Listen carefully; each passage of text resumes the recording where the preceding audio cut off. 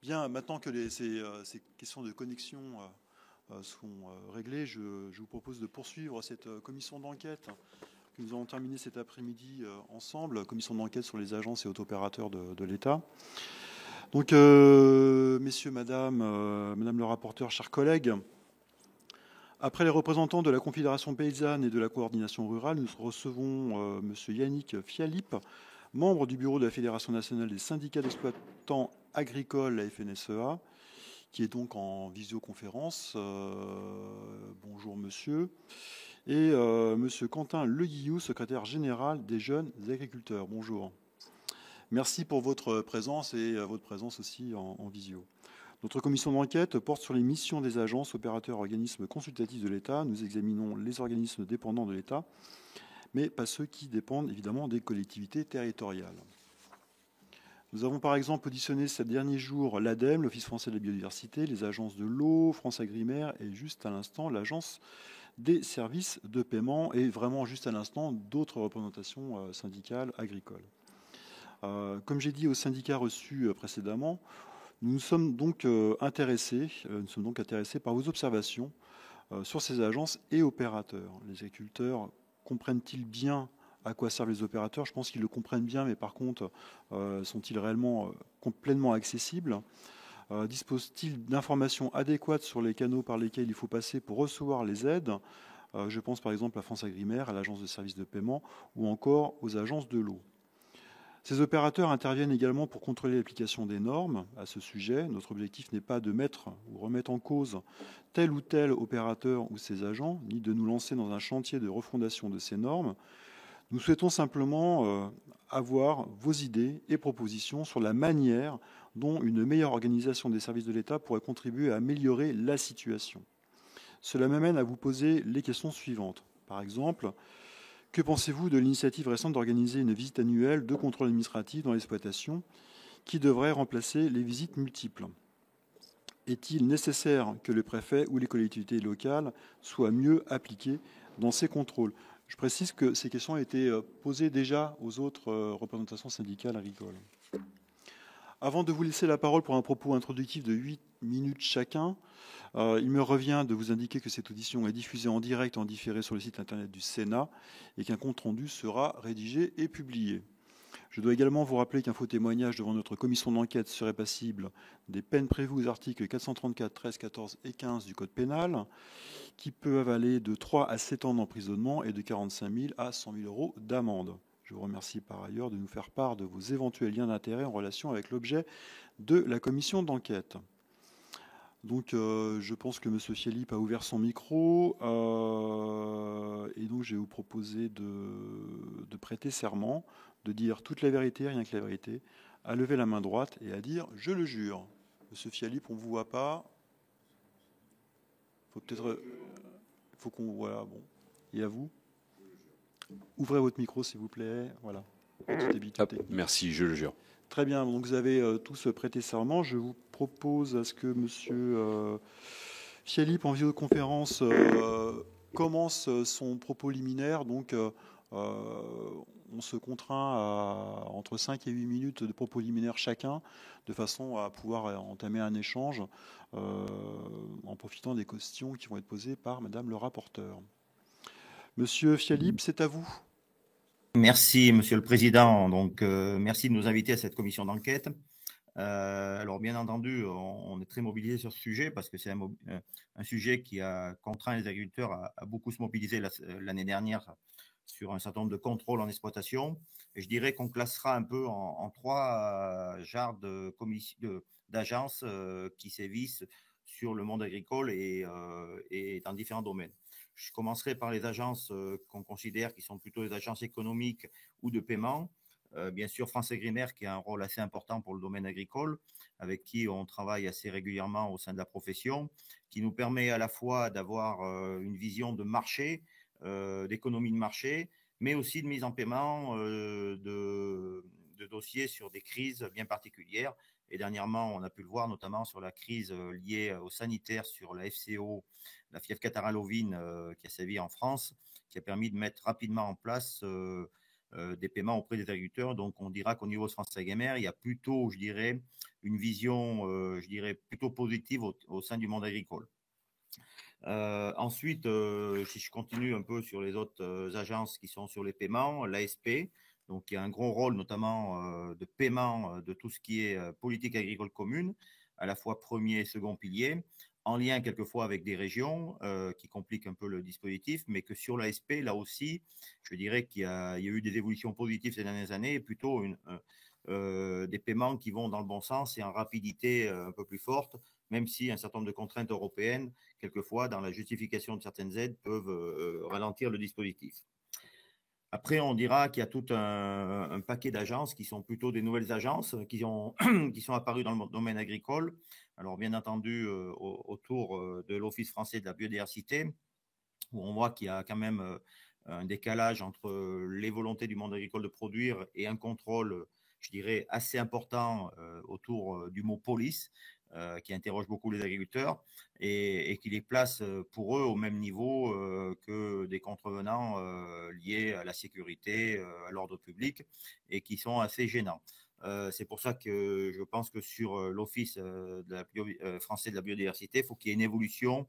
Il y a eu des propositions même au sein de notre organisation de suppression de l'OFB, mais je pense qu'aujourd'hui, au lieu de parler de suppression, il faut faire une évolution sur les missions de l'OFB pour que l'on soit plus, je dirais, en compatibilité avec le monde agricole et notamment sur le monde de la production agricole qui traite du vivant et qu'on ne peut pas venir embêter un agriculteur parce qu'il aurait coupé une haie ou nettoyé un fossé et qui se verrait jugé au tribunal de grande instance de son département en même temps que celui qui a volé ou qui a tué son voisin. Donc là, il y a un vrai sujet. Certains départements ont mis en place des dispositifs qui vont dans le bon sens, notamment, je dirais, de suppression de pénalités qui vont au tribunal, mais plutôt des pénalités administratives qui sont traitées avec les agents de l'État, notamment au niveau des directions départementales des territoires. Ensuite, on a aussi un certain nombre d'agences qui sont plus détachées du monde agricole, telles que l'ANSES, qui a pris un rôle peut-être un peu plus politique ces dernières années. Et je ne peux pas me permettre, en étant auditionné aujourd'hui, d'être surpris que ce matin, j'ai pu lire dans la presse que le directeur de l'ANSES, si un certain nombre de lois passaient, démissionnerait. On voit bien que c'est devenu une organisation plutôt politique que technique et on a du mal à comprendre, nous, agriculteurs, pourquoi, s'il y a une évolution de la loi, le directeur de l'ANSES démissionnerait. Ça nous gêne un peu parce que ça reste un organisme scientifique et technique et il faut qu'il reste dans ce rôle-là. Ensuite, l'INRAE, où oui, sur certaines orientations, ça peut nous interroger, mais qui reste un domaine important pour le monde agricole, notamment sur les innovations qu'on peut mettre en œuvre, la recherche, le développement, qui reste bien sûr pour les agriculteurs essentiel, notamment dans un monde de compétition internationale, un monde où le changement climatique nous interroge. Et donc, cet outil INRAE doit être auprès des agriculteurs et certainement sur une diffusion un peu plus importante des travaux de recherche qui peuvent être menés pour qu'on ait une efficacité locale. Alors bien sûr, je vais assez rapidement, mais on aurait pu parler aussi de l'agence bio, où on a vu qu'il suffit qu'il y ait un sénateur qui propose sa suppression pour que ça reprenne de l'importance. Mais au-delà de supprimer ou pas l'agence bio, ce qu'on voudrait, c'est qu'il y ait un peu plus de professionnels agricoles dans l'agence bio, qui permettrait peut-être aussi de mettre en corrélation la volonté de développer l'agriculture biologique et la demande du marché. Donc voilà donc ce qu'on peut voir. Et puis, si je veux être assez rapide, on a un gros sujet autour des agences de l'eau, où là aussi, on a senti depuis des années une volonté peut-être plus d'orientation politique de la part des agences de l'eau que de travail technique et d'orientation sur la gestion de l'eau qui interroge le monde agricole et notamment nous à la FNSEA. On voit bien que quelquefois les déclarations, le fonctionnement de l'agence de l'eau ne prend pas en considération toujours les demandes agricoles et notamment le besoin de gestion de l'eau, de stockage de l'eau, le besoin pour irriguer des plantes. Et on voit bien que le carcan administratif qui a été mis autour des agences de l'eau a freiné le développement de l'irrigation en France et qu'on irrigue à peine 5% des terres en France quand nos amis espagnols sont à 10 ou 15%. Voilà, donc je n'ai pas tout à fait les chiffres exacts, mais on est dans cette logique-là. Et là, on a un vrai sujet, notamment de développement et d'adaptation au changement climatique qui interroge. Et donc, le débat autour des agences doit nous amener à avoir peut-être un peu plus de bon sens paysan et de se rapprocher un peu plus de la profession et des orientations de la profession. Je finirai sur 2-3 organismes qu'on a pu avoir, qui sont plutôt des comités consultatifs, entre le Comité national de l'agriculture biologique, le Comité national d'éthique des abattoirs qu'on a pu voir apparaître, le Conseil national de l'alimentation qui a aussi un rôle assez important, la Commission nationale de la certification environnementale. Donc voilà, donc toutes les nouvelles commissions qui sont mises en place depuis une quinzaine ou une vingtaine d'années, où quelquefois ça devient plutôt une tribune pour certaines organisations que vraiment l'objectif de trouver des solutions et de mettre en œuvre des politiques qui visent à améliorer notre compétitivité agricole. Et puis, je finirai sur des comités qui nous paraissent encore importants, notamment pour le domaine agricole, le comité des comptes de la commission des comptes agricoles, pardon, qui permet une fois par an d'avoir un rendu sur l'ensemble du monde agricole pour parler des revenus agricoles. Donc, ça nous paraît être un organisme qui doit être encore préservé. J'aurais pu parler du comité national de la montagne, où on a vu ces dernières heures aussi une volonté de suppression, qui reste un lieu assez important, notamment pour toutes les politiques de montagne qui sont menées à la fois agricoles, mais aussi touristiques, de développement économique, tant on sait ces territoires sont plus en difficulté de développement. Et puis, pour finir, sans être trop long, il reste la partie sanitaire avec le Conseil national d'orientation des politiques sanitaires animales et végétales. Au-delà de ce comité, c'est de savoir comment est organisée la partie sanitaire demain. Est-ce que c'est à travers des comités et des agences ou est-ce que c'est en partage avec la profession et notamment tout ce qui existe en termes de suivi des maladies sanitaires. Donc voilà, donc on a un peu tous ces sujets. Je ne veux pas être trop long pour laisser Quentin partir sur cette partie peut-être plus liée aux jeunes agriculteurs, mais vous voyez, on n'est pas dans une logique de vouloir supprimer absolument toutes les agences et les comités qui existent, mais plutôt peut-être de rationaliser et d'avoir peut-être une prise en compte un peu plus forte des attentes de la profession agricole. Je vous remercie. Merci monsieur. On va poursuivre avec monsieur Le Guillou pour les jeunes agriculteurs. Merci. Merci beaucoup déjà de monsieur le président de l'accueil. On est ravis bien entendu d'être ici pour être là aujourd'hui, répondre à toutes ces questions, toutes questions qui aujourd'hui animent quand même fortement les jeunes agriculteurs. Je suis moi-même agriculteur, installé en Eure-et-Loire, installé depuis 2016. Mon installation, on va dire qu'elle a été relativement simple, bien accompagnée par les chambres d'agriculture. Mais depuis, toutes mes demandes d'accompagnement, de soutien que j'ai pu faire, je suis irrigant. Je me suis posé des questions pour passer en agriculture biologique. Et puis finalement, en fait, quand on regarde toute la complexité qu'on peut mettre autour de ça sur l'accompagnement des agriculteurs, on baisse vite les bras et on préfère partir dans d'autres modèles. Je vais m'expliquer. On parlait tout à l'heure, monsieur Fialip a parlé de l'agence bio. L'agence bio aujourd'hui, elle est le seul encore levier pour échanger sur l'agriculture biologique. L'agriculture biologique qui est très fortement en crise quand même depuis quelques années. Post-Covid, avec la guerre en Ukraine, chute des marchés et à l'inverse, hausse des marchés avec des charges de plus en plus élevées. Voilà, une agriculture biologique qui n'attire plus, des marchés, des gens qui ont moins de revenus dans les maisons et qui vont tendre moins vers l'achat de qualité, mais plutôt sur le moins cher. Voilà. Donc, comment redonner cette politique et cette envie pour l'agriculture biologique? Et en fait, aujourd'hui, si quelqu'un veut se lancer en agriculture biologique, c'est une montagne qui va devoir s'ouvrir devant lui pour aller faire son passage avec l'ASP, la PAC, son passage avec les agences, avec voilà. Aujourd'hui, il a vraiment toute une complexité et une multitude de choses pour y aller. Puis une fois qu'il y est, il doit rendre des comptes et il doit continuer pendant les 5 premières années de transition et encore derrière. Et alors en plus, si on y rajoute de l'élevage avec des contrôles sur le sanitaire, sur le vétérinaire et sur les animaux, voilà, on a une montagne qui se crée autour de l'agriculteur. Ce qui se passe, c'est que du coup, on a des agriculteurs qui avancent un petit peu moins et qui préfèrent rester campés et qui préfèrent aussi fortement rester campés dans leurs idées et contre toutes nouvelles idées. Et c'est malheureusement ce qui, je pense, s'est passé la dernière année avec tout un tas de manifestations. C'est ce ras-le-bol de normes, cet excès de normes où en fait on a des agences autour de nous qui, on les prend peut-être comme plus des applicateurs de nouvelles normes plutôt qu'un soutien et un accompagnement à l'agriculteur. Aujourd'hui, c'est comme ça qu'elles sont en grande majorité ressenties et visibles. Je peux parler OFB. OFB, aujourd'hui, on préférerait, nous, l'OFB, qu'elle soit là, qu'elle soit pas. En fait, aujourd'hui, elle est là. Comment on travaille avec l'OFB? Comment on améliore nos relations avec l'OFB? Personnellement, et avec les JA, on pense que oui, elle peut être là et elle a le mérite d'être là.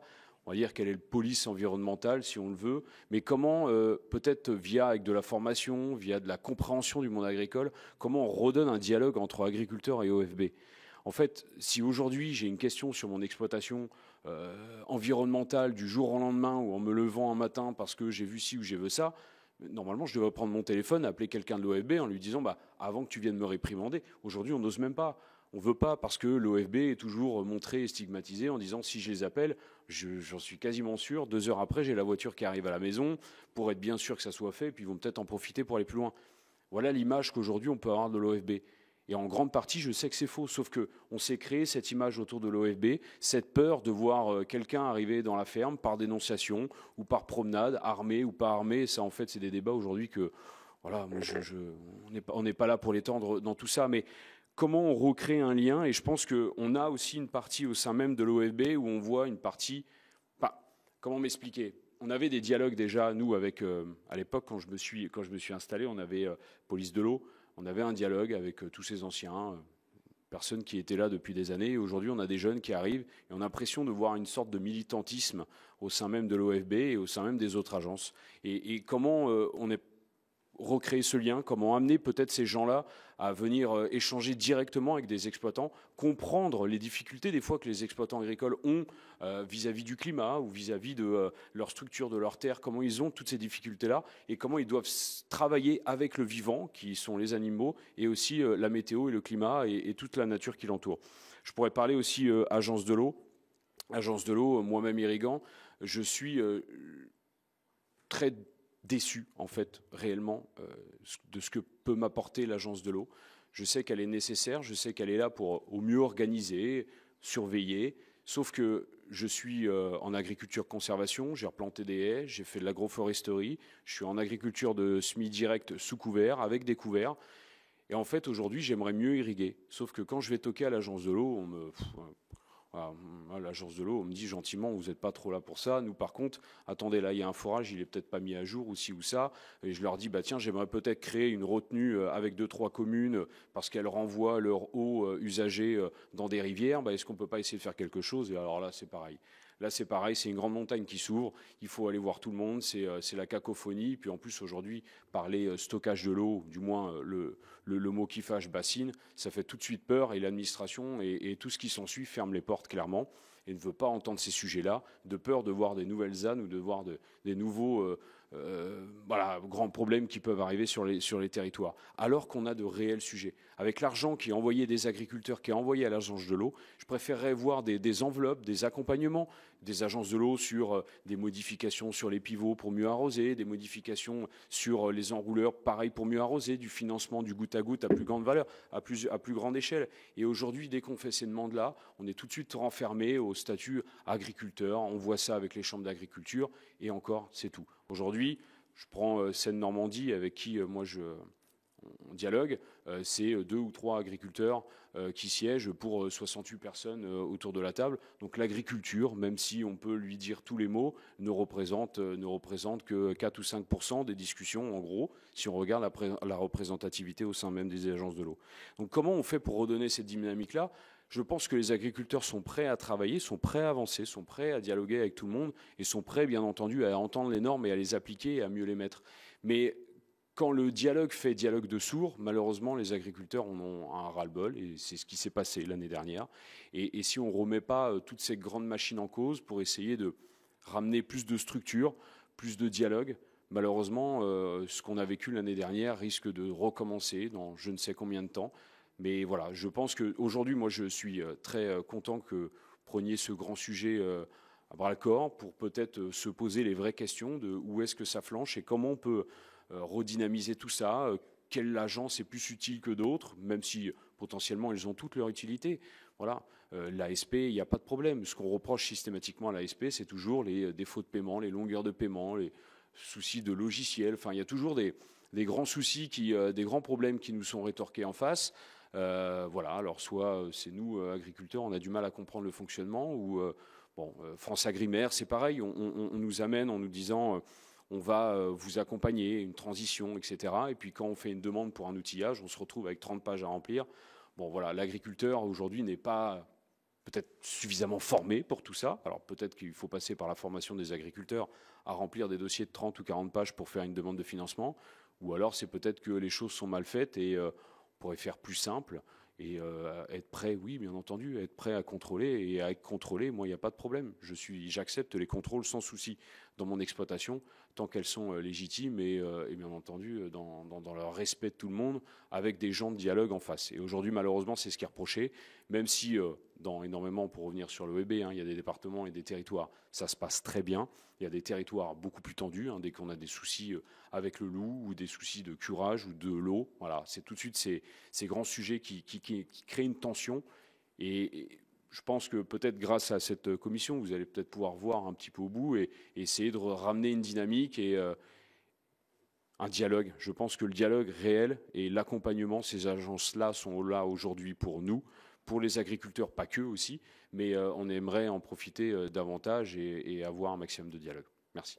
Avant de passer la parole à Madame le rapporteur, je pense que cette commission d'enquête, elle est là dans le cadre d'une commande politique, elle aussi, qui est la commande aussi du gouvernement. C'est qu'on a un énorme problème budgétaire sur le bouclage du budget. Cette année a été très compliquée, l'année prochaine sera très compliquée. Et on est là, alors évidemment, pour en profiter, pour que ça fonctionne mieux, que ce soit plus fluide, parce que la fluidité permet certainement des économies. Mais c'est clair qu'on ne réglera pas de toute façon toutes les problématiques que vous vivez sur le terrain, qu'elles sont diverses et variées. On ne parlera pas, et c'est ce qui a été évoqué d'ailleurs dans mon propos, la question de la norme. Enfin, je pense qu'en effet, ça fait partie de votre quotidien et c'est important de le rappeler. Notre sujet, c'est qu'à un moment donné, on a un ensemble d'opérateurs, d'acteurs sur le terrain, qui parfois est peu lisible, assez confus, peu accessible. Et ce qu'on a besoin dans le cadre de ces commissions d'enquête, c'est d'avoir un retour terrain sur quelle est votre expérience d'accessibilité de ces services, quelles peuvent être vos propositions d'amélioration sur l'accessibilité, sur la fluidité, sur éventuellement des économies. Enfin, je pense qu'il y a, j'ai dit une énormité, mais peut-être des aides. À un moment donné, vous considérez qu'on peut peut-être s'en passer. Et parce que ce travail qu'on essaie on met plein d'espoir dans ces commissions d'enquête, évidemment.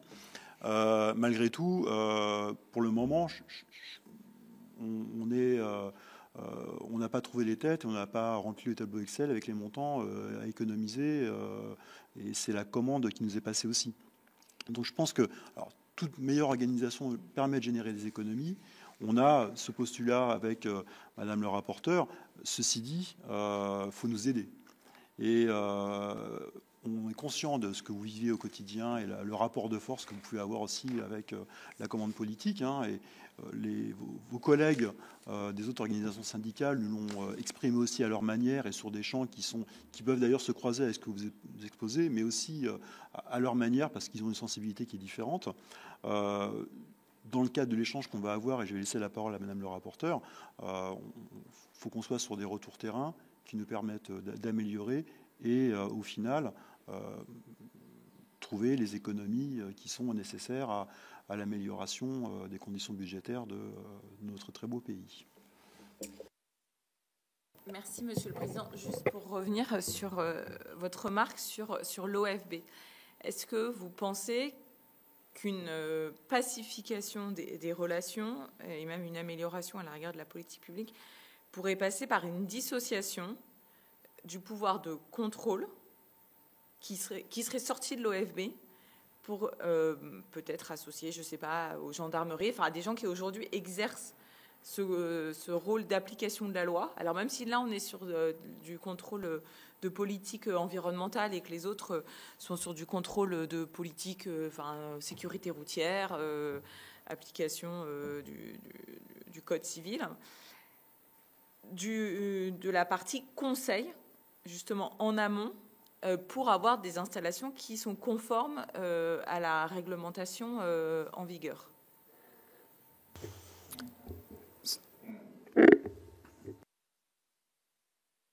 Et là, oui, ça pourrait être un plan, de dissocier l'élément de contrôle de l'OFB de ce qu'ils font aujourd'hui, qui nous gêne beaucoup. Bon, je répondrai 2 éléments. Beaucoup d'agriculteurs se sentent en insécurité juridique face à un contrôle de l'OFB, et je peux les comprendre.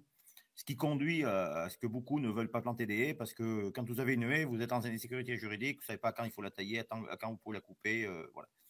Ce qu'on a mis en place dans certains départements, c'est de ne plus avoir, ce que j'expliquais tout à l'heure, de procès-verbaux qui finissent en judiciaire. Ça va économiser de l'argent, ça évite d'entraver nos tribunaux avec des sujets qui nous paraissent, je dirais, assez succincts par rapport à l'ordre public. Et de le traiter en administratif, ça simplifierait beaucoup de choses. Voilà. Par contre, d'avoir les forces de gendarmerie autour de ces contrôles est assez gênant. Et vous savez, les agriculteurs sont très respectueux de l'État. Et quand ils voient arriver les forces de gendarmerie, ils savent que quelque chose de grave peut se passer. Contrairement peut-être. Mal compris, l'idée n'était pas de mettre les gendarmes en plus des agents de l'OFB, mais c'était de se dire qu'au sein de l'État, on avait ce qui contrôle, quels que soient les contrôles qu'on opère, et après ce qui conseille. Parce qu'aujourd'hui, ce qui est compliqué à l'intérieur de l'OFB, c'est que vous avez les agents assermentés qui font le contrôle, qui normalement ne doivent pas être les mêmes qui vous répondent au téléphone et qui font le conseil. Sauf que par principe, ils sont dans les mêmes locaux, dans la même structure, donc ça crée par nature une suspicion que ceux qui conseillent vont illico dire à ceux qui contrôlent d'aller voir. Donc, pour justement essayer d'enlever ce climat de suspension et de créer une séparation entre les deux. C'est parce que j'essaie de répondre aussi aux inquiétudes et aux sentiments que vous partagez avec nous. Parce que je pense qu'on ne peut pas dire qu'on abandonne complètement la politique de contrôle. C'est comme si on disait qu'on ne met plus de gendarmes et qu'on ne fait plus de contrôle de la vitesse sur les routes. Et après, sinon, on a aussi d'autres pistes d'évolution qui peut-être pourraient vous répondre aussi. C'est que notamment pour tout ce qui est la question du conseil, il ressort de nos auditions successives que ce qui semble poser difficulté, c'est l'éloignement géographique, ou l'absence de proximité. Finalement, vos interlocuteurs, ils peuvent être très loin de vos exploitations.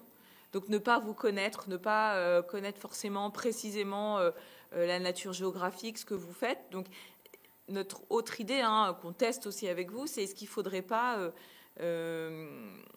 rapprocher finalement ces agents qui sont en interaction avec vous, quitte à opérer des regroupements de différents agents du ministère qui sont aujourd'hui certains dans les structures de France Agrimaire, d'autres dans les structures de l'OFB, d'autres dans les structures des agences de l'eau, pour avoir un vrai pôle au niveau des DDT qui pourrait être là justement la cellule d'appui aux agriculteurs ou à toute activité économique en lien avec les politiques de l'eau et de l'environnement. Voilà, 2 idées de pistes qu'on teste avec vous. Rien n'est écrit, on avance avec les auditions. On est plutôt favorable à la FNSEA, à votre deuxième proposition, parce qu'effectivement, ça permettrait d'avoir un suivi un peu plus près du monde agricole avec les services de la DDT, qui sont quand même un peu plus au courant de comment se passe le monde agricole et comment se déroule notre métier, et notamment qu'on est des entrepreneurs du vivant et que l'entrepreneur du vivant, il ne peut pas maîtriser de A à Z le vivant, et notamment des dates d'épandage, des tailles de haies qui sont quelquefois déconnectées de la vraie vie des agriculteurs. Et ça va dans le sens de ce que j'ai oublié de répondre tout à l'heure sur le contrôle unique qui s'est mis en place dans certains départements, et je dirais aussi de l'implication des services de la DDT dans la mise en place des contrôles. Il se trouve que dans mon département aujourd'hui, il y avait une réunion de la MISA, donc qui est le service de contrôle de l'ensemble des exploitations agricoles, avec sous l'égide du préfet, et qui permet de faire un point avec l'ensemble des organisations agricoles sur où sont les difficultés en termes de contrôle et qu'est-ce qu'on peut améliorer sans avoir des pénalités derrière. Et donc, je pense que ça serait une bonne chose. Mais je finirai juste sur un point. C'est vrai que quand on regarde beau pays et ses difficultés financières, qu'on considère que 4% de notre PIB est consacré à des mesures de contrôle et le financement d'un certain nombre d'agences, il y a peut-être des améliorations à avoir et peut-être un lien un peu plus direct avec la décision politique. Souvent, on nous dit, quand il y a une décision politique, tout le service de l'administration française ralentit sa mise en œuvre auprès des agriculteurs. Pour compléter aussi, je pense que pour joindre cette idée de rapprocher une proximité avec les DDT, que je dise pas de bêtises, je crois qu'au moment de début de l'OFB, on nous disait qu'il devait y avoir prévu une mise en tutelle préfecture ou du moins une surveillance ou mise sur la main des préfets. Je ne sais pas trop pareil où est-ce que c'en est là-dessus. Aujourd'hui, les préfets nous disent qu'ils n'ont pas forcément plus de main que ça sur l'OFB. À l'époque, alors c'est marrant parce que il y a 20 ou 30 ans, on avait alors entre la police de l'eau et puis les ex-fédéraux, les fédéraux, dans les chasseurs avaient les fédéraux qui devaient faire la propagande et les contrôles sur tous les actes de braconnage ou tous les actes de pollution de dépôts sauvages, etc. On a décidé de tout remettre en un avec police de l'eau, OFB, etc. Enfin, du coup, maintenant OFB.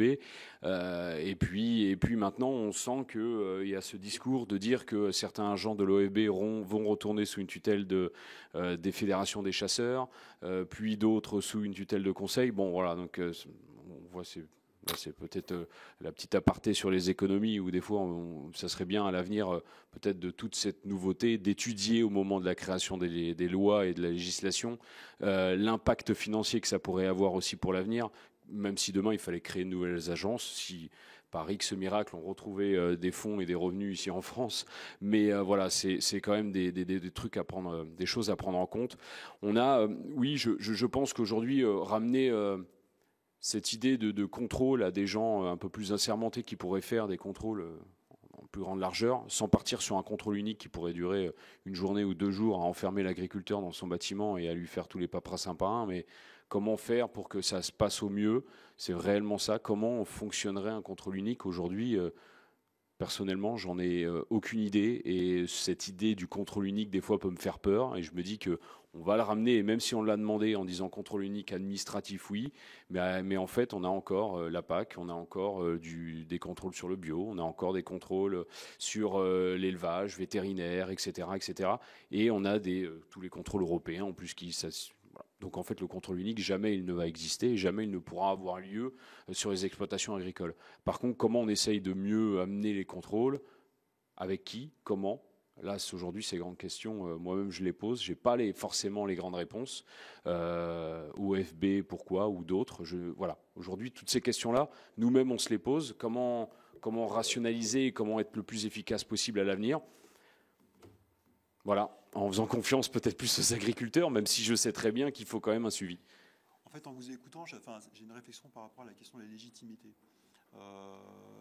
J'ai le sentiment que vous considérez plus légitimes les services de l'État, notamment préfecture sous préfecture, sur la question du contrôle, de l'accompagnement, de proximité sur ces sujets-là. Et par rapport à un opérateur, une agence de l'État, qui serait moins légitime parce que moins proche des préoccupations et moins compétente, en fait, au fond, sur les sujets qui vous concernent. Peut-être que je fais un raccourci, mais ouais. Ça, je trouve que la discussion...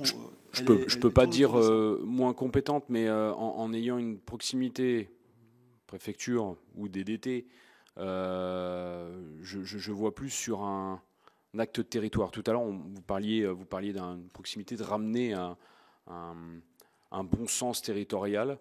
Je pense qu'en ramenant dans les préfectures, en le ramenant peut-être dans les DDT, on pourrait avoir des gens qui seraient peut-être plus proches qu'aujourd'hui on ne peut les connaître, des gens qui seraient plus dans la connaissance du terrain et du territoire avec des problématiques territoriales, plutôt que de les ramener dans des grandes agences qui seraient en passage de 3, 4 départements, 4, 5, 6 départements des fois. Je prends les agences de l'eau. Aujourd'hui, l'agence de l'eau Seine-Normandie qui gère...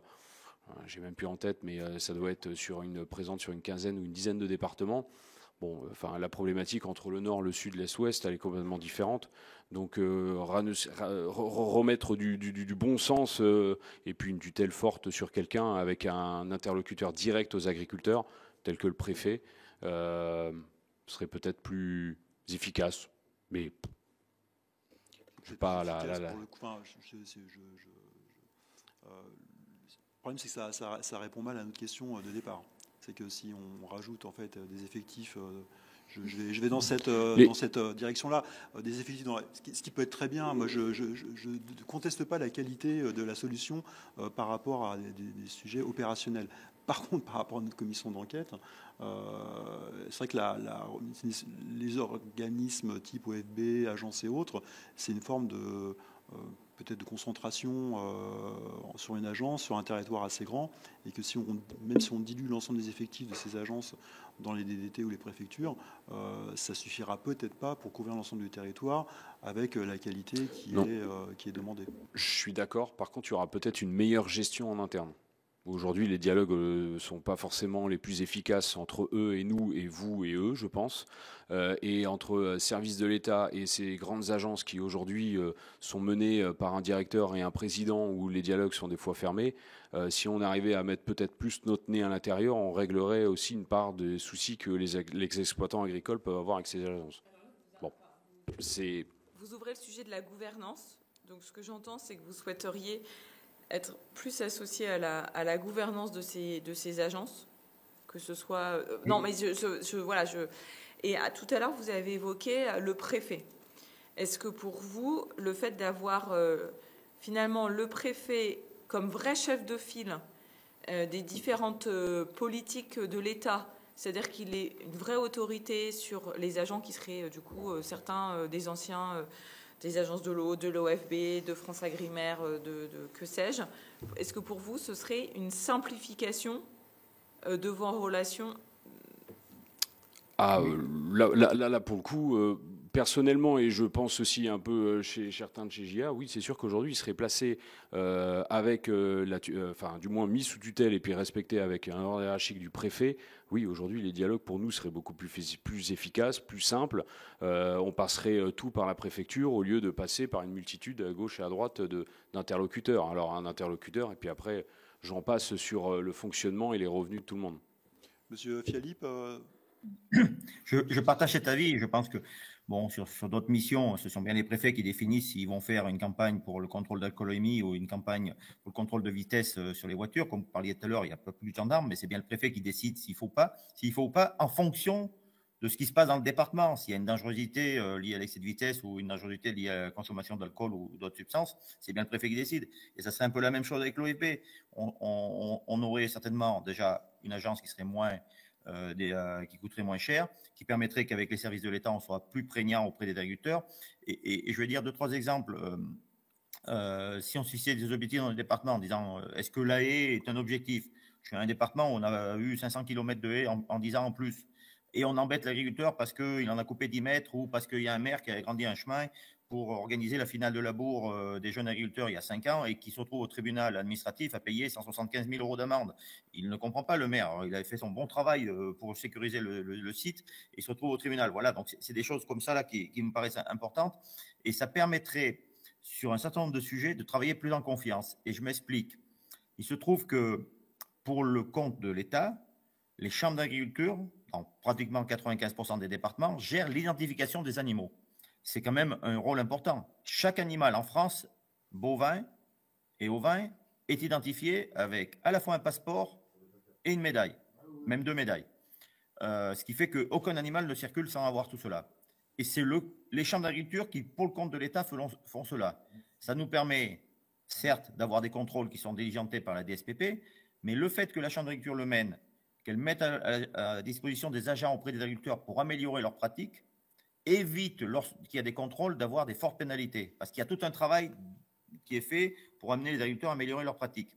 Ça serait bien mieux que d'avoir des agents qui se baladent dans la campagne avec des fusils et qui n'ont qu'un objectif, c'est d'amener l'agriculteur au tribunal. Je pense que là, on a un vrai sujet de simplification et qui ferait aussi des économies pour l'État et permettrait à nos agriculteurs de retrouver un peu de liberté d'entreprendre. Ghislaine. Alors, au fil des différentes auditions que nous avons, il y a un certain nombre, effectivement, d'idées communes qui émergent. La question du guichet unique, ce qui me fait penser d'ailleurs à France Service mis en place par la NCT pour finalement les habitants, les Françaises et les Français qui, face à une multitude de services de l'État, en fait, a besoin d'une porte d'entrée. Ont été évoqués les chambres d'agriculture, le préfet, la DDT. Il y a une question, une nécessité de neutralité. En tout cas, ça a été exprimé en tant que tel.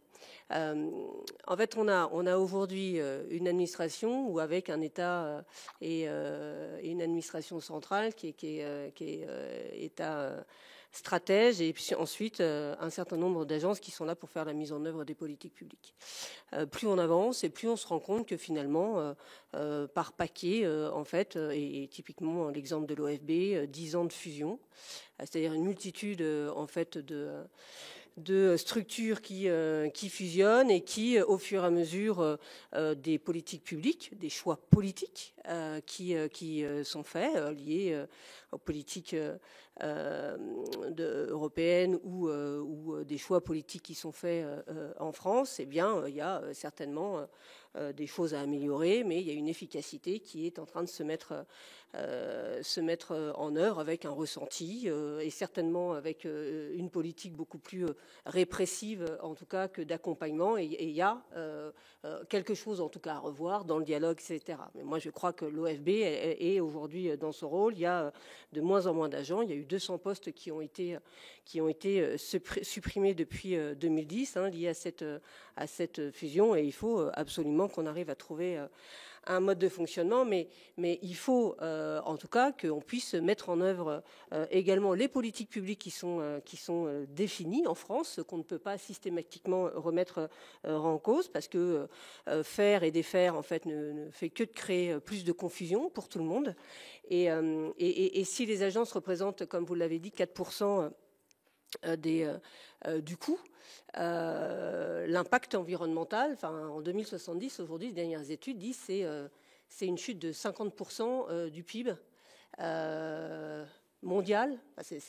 Et là, l'impact financier va être aussi très très fort. Donc il faut qu'on arrive à trouver un juste équilibre. Donc guichet unique, il faut qu'on trouve la bonne échelle et donc le préfet. En tout cas, c'est pour vous une des propositions. Moi, j'ai une question très très précise, notamment sur l'ASP. A été évoqué le fait que les délais, il y a eu vraiment des grandes difficultés à un moment donné, mais que sur la question des aides bio et des MAEC, il y a toujours un décalage. C'est-à-dire que, en règle générale, les versements se retrouvent en octobre et que pour ce qui est du bio, on est plutôt en avril-mai. J'aimerais savoir si vous-même vous confirmez cela. Et puis j'avais une autre question, excusez-moi parce que entre-temps je suis passée sur qui était, que je trouve commun et qui revient réellement, c'est la question de problème de gouvernance sur lequel effectivement systématiquement ça a été redit. Comment dans les agences on intègre effectivement la représentation plurielle des agriculteurs. Et je pense que ça aussi, c'est vraiment quelque chose qui me semble important, mais vous l'avez souligné, donc ce n'est pas tout à fait une question. C'était juste un point que je voulais me marquer. Sur ces, à la fois question commentaire de Ghislaine Séné, peut-être pour prolonger. En fait, on a 10 minutes devant nous. Pour creuser ce sujet. On ne réglera pas tout ça en un quart d'heure, même pas. Par contre, c'est intéressant de profiter de ces temps pour justement nous faire les propositions, faire des remontées terrain. Voilà. Quentin, je te laisse y aller. Merci. Pour rejoindre, oui, sur l'ASP, il y a un réel décalage. Alors, il faut reprendre vraiment le contexte aujourd'hui. Quand on a le premier versement au 15-16 octobre, il est réellement mis que c'est une avance Normalement, les premiers versements sont plutôt autour du début d'année, hein, c'est plutôt du janvier, et derrière s'en découlent les paiements pour type services environnementaux, éco-régime, etc., qui arrivent sur les mois de février. Nous avons les aides bio qui en découlent sur février, mars, avril, et les MAEC qui des fois durent jusqu'au mois de juin, voire même avec le bio aussi couplé dedans, je ne veux pas dire de bêtises, mais voilà, donc il y a un décalage qui se fait comme ça. En gros, avec malheureusement les 2-3 années compliquées en agriculture, malheureusement, en fait, c'est que cette avance-là, on commence à la demander quasiment très récurremment, je veux dire, pardon.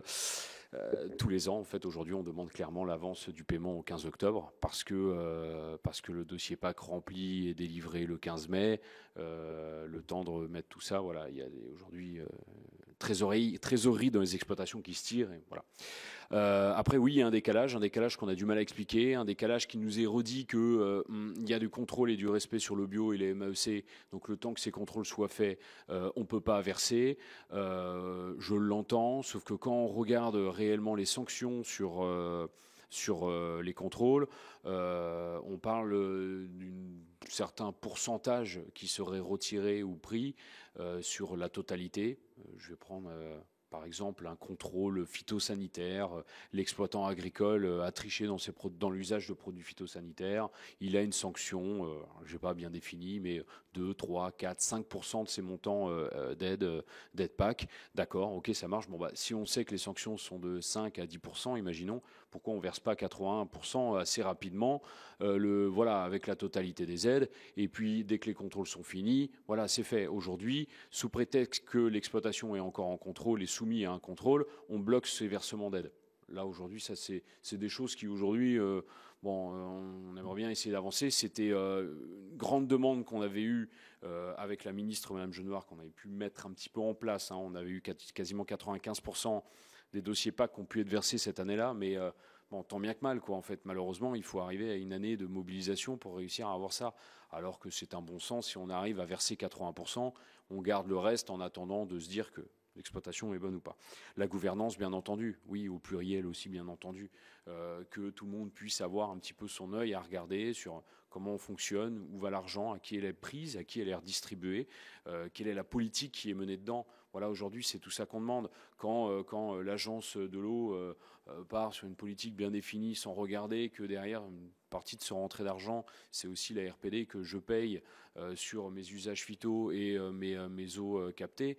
Bon, j'aimerais bien un minimum de me dire où va l'argent, pour qui, pourquoi, comment, et est-ce que je peux en bénéficier. Bon, voilà, c'est tout ça le regard. Alors oui, on n'a pas la grande... Et puis, c'est pas moi qui vais aller vous dire de supprimer telle ou telle agence, parce qu'aujourd'hui, si elles sont arrivées là, c'est qu'il y avait un besoin. Maintenant, comment on essaye de rendre toutes ces agences, ou du moins couplées, découplées, comment voir, plus lisibles, plus efficaces, parce que oui, on peut se poser des questions. L'utilité des fois, les DREAL, quand on est en département, et exploitant agricole qui ne demande pas l'utilité, qui n'a pas besoin des DREAL, peut se poser la question de l'utilité. Puis finalement, quand on arrive sur un stockage de l'eau, à la DREAL, là, elle est quand même là ici pour discuter. Donc bon, voilà. Donc quelle agence, à qui, pourquoi, à quoi elle sert? Je pense que déjà, on mettrait tout ça un peu le bon sens là-dedans.